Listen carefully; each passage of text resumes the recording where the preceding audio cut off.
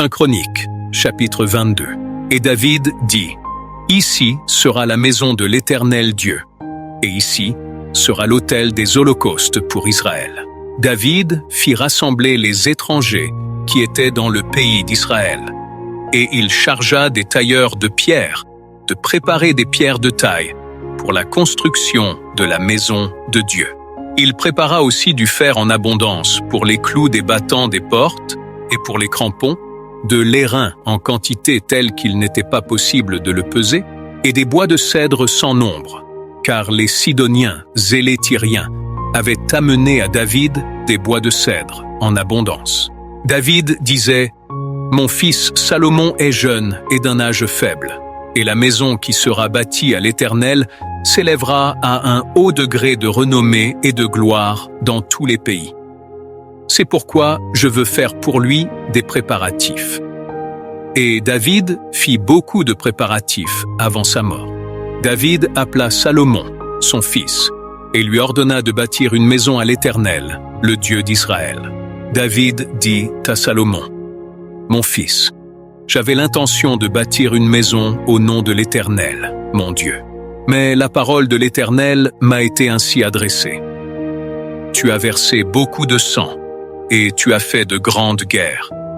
Tu ne bâtiras pas une maison à mon nom, car tu as versé devant moi beaucoup de sang sur la terre.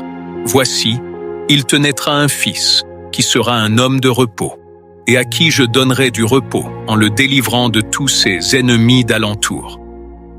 Car Salomon sera son nom, et je ferai venir sur Israël la paix et la tranquillité pendant sa vie. Ce sera lui qui bâtira une maison à mon nom.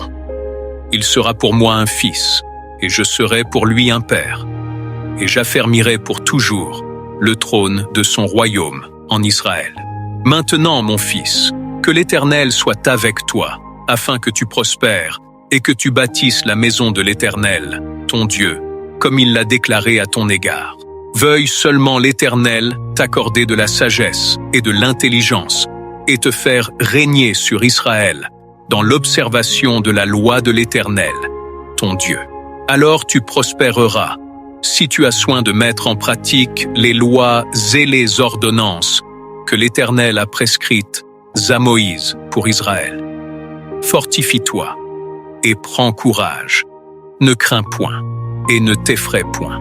Voici, par mes efforts, j'ai préparé pour la maison de l'Éternel 100 000 talents d'or, 1 million de talents d'argent, et une quantité d'airain et de fer qu'il n'est pas possible de peser, car il y en a en abondance. J'ai aussi préparé du bois et des pierres, et tu en ajouteras encore. Tu as auprès de toi un grand nombre d'ouvriers, des tailleurs de pierre, et des charpentiers, et des hommes habiles dans toute espèce d'ouvrage. L'or, l'argent, l'airain et le fer sont sans nombre.